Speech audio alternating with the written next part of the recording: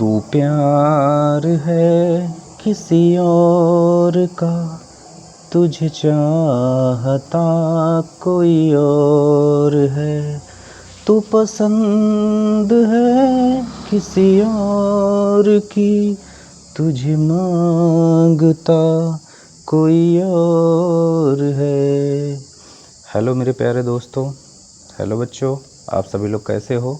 आशा करता हूँ आप लोग स्वस्थ होंगे और मस्त होंगे और अपने पढ़ाई में जुटे होंगे।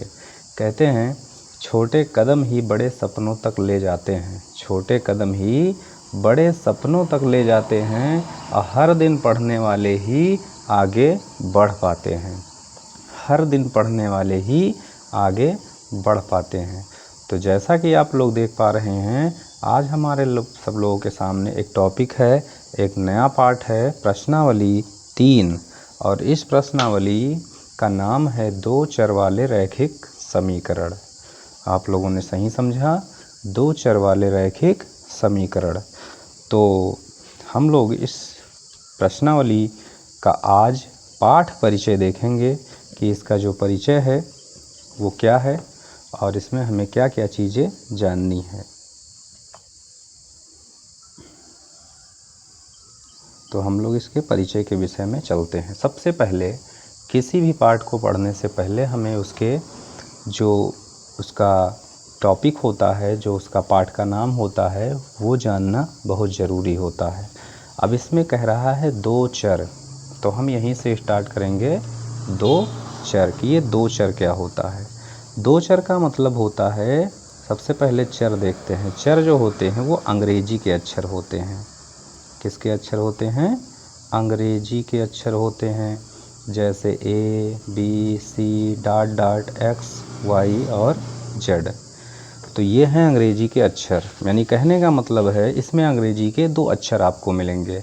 अगर ए है तो ए के साथ में बी रहेगा, अगर पी है तो पी के साथ में क्यू रहेगा, अगर एक्स है तो एक्स के साथ में वाई रहेगा। ठीक है, अगर m है तो m के साथ में n रहेगा। तो ये चीज़ आप लोग समझ गए होंगे कि दो चर का मतलब क्या है।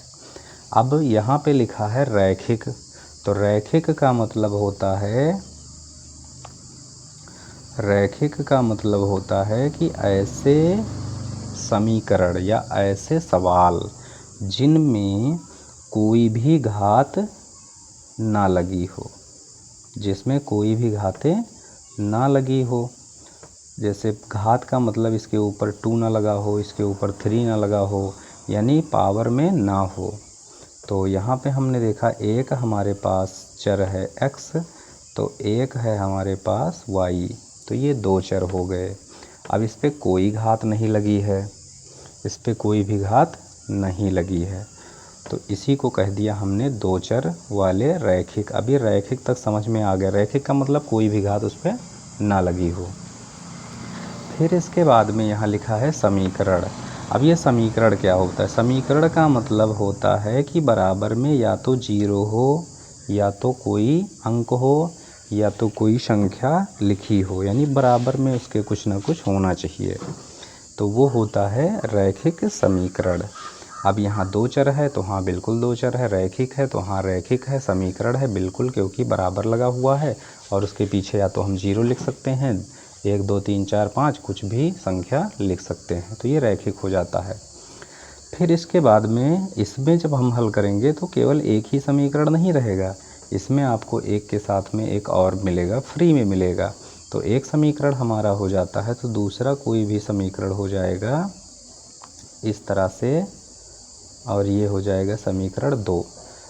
और रैखिक समीकरण युग्म, क्योंकि युग्म का मतलब जोड़ा, यानी एक समीकरण है तो एक के साथ में आपको एक और मिलेगा, फ्री में मिलेगा, तो इसी को कहते हैं युग्म। युग्म का मतलब जोड़ा, तो दो समीकरण हमारे पास मिलेंगे। अब हम बात कर लेते हैं। अब तो आप ये चीज़ समझ गए होंगे कि ये होता क्या है, जो कि पाठ परिचय यानी हमने इसको बता दिया। अब हम देखेंगे कि यहाँ पर हमारे पास कुछ लिखा हुआ है, ये सबसे इम्पोर्टेंट है। यानी इसी चीज़ को अगर हम जान लें तो समझ लीजिए आपका ये जो दो चर वाले रैखिक समीकरण चैप्टर है ये बहुत ही सरल हो जाएगा। सबसे पहले हम देखेंगे कि यहाँ पे लिखा हुआ है मानक समीकरण। तो मानक समीकरण क्या होता है? मानक समीकरण इस चैप्टर का है a1x plus b1y plus c1 बराबर 0। और इसके साथ जो दूसरा युग्म था यानी दूसरा जोड़ा जो था समीकरण का वो है a2x plus b2y plus c2 बराबर 0 है। फिर इसके बाद में ये चीज़ तो अगर हम जान जाते हैं तो हम आगे सबसे मेन जो है इसको जानेंगे कि ये क्या है। ये है लिखा है, कहता है यदि a1 बटा a2 इज नॉट इक्वल, अगर इस तरह से चिन्ह लगा हुआ है तो इसको हम इज नॉट इक्वल बोलते हैं। जिसको हम इस तरह से चिन्ह लगा होता है तो इसको इज नॉट इक्वल यानी बराबर नहीं बोलते हैं। तो ये बराबर नहीं है। फिर b1 बटा b2 है। तो अगर इस तरह से हमारा समीकरण हल करने के बाद बनता है तो उसको हम कह देते हैं अद्वितीय हल। क्या कह देते हैं? अद्वितीय हल कह देते हैं। और इसके बाद में यहाँ पर ये जो आप देख पा रहे हैं ये है दो रेखाएं, क्योंकि दो समीकरण है तो दो रेखाएं बनेंगी। तो जब दो रेखाएं बनेंगी तो इसका मतलब है कि ये रेखा कहीं ना कहीं एक दूसरे को काटेगी, प्रतिच्छेद करेगी। तो इसका दूसरा नाम प्रतिच्छेद हो गया। अब ये संगत क्या है? संगत का मतलब होता है कि जब कोई रेखा एक दूसरे को काट देती है तो कहीं ना कहीं उसको स्पर्श कर जाती है, उसको छू जाती है, उसको टच कर जाती है। तो इसीलिए इसको हमने बोल दिया संगत है। तो इस समीकरण के तीन नाम हो गए। एक तो नाम हो गया अद्वितीय हल, एक नाम हो गया प्रतिच्छेदी रेखा क्योंकि ये काट दी है, और एक हो गया है संगत क्योंकि उसको स्पर्श कर रही है। फिर दूसरे पे आते हैं, कहता है a1 बटा a2 बराबर b1 बटा b2। अगर ये इसके बराबर है तो c1 बटा c2, अगर इसके बराबर नहीं है तो इसको कहेंगे कोई हल नहीं। इसको हम बोल देंगे कोई हल नहीं। और इसकी जो रेखाएं हैं वो समांतर होंगी।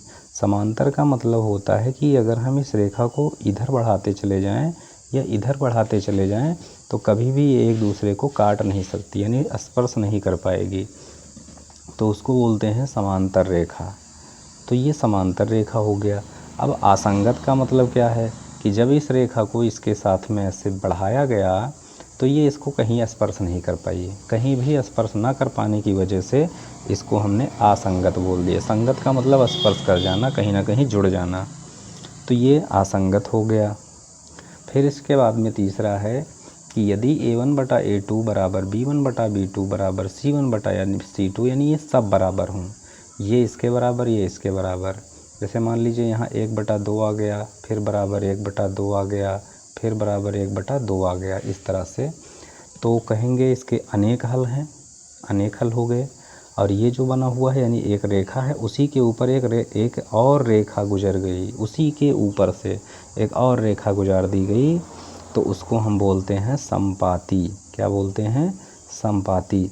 और इसको हम संगत भी बोलते हैं। संगत का मतलब एक रेखा थी और उसी के ऊपर एक रेखा और हमने बढ़ा दी तो उसको स्पर्श कर गई, उसको टच कर रही है तो उसको हम संगत बोल दिए। अब ये संगत हो गया।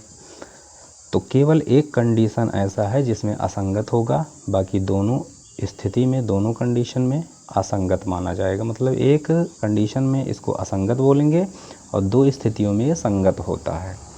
तो इस प्रकार से इसका ये पाठ परिचय था जो बहुत ही शॉर्ट तरीके से हमने आपको बता दिया और बहुत ही कम समय में इसको आप अगर जान गए तो ये बिल्कुल आप इसका फ़ोटो खींच लीजिए। ये इम्पॉर्टेंट है, ये काम आता है और यही आपको देख देख करके आगे हमें सवाल को हल करना होगा। तो ये पाठ परिचय था। आशा करता हूँ आप लोगों को ये वीडियो बहुत पसंद आया होगा। अगर पसंद आया हो तो इसको लाइक करें, सब्सक्राइब करें मेरे चैनल को और कमेंट में ज़रूर बताएं कुछ ना कुछ। धन्यवाद।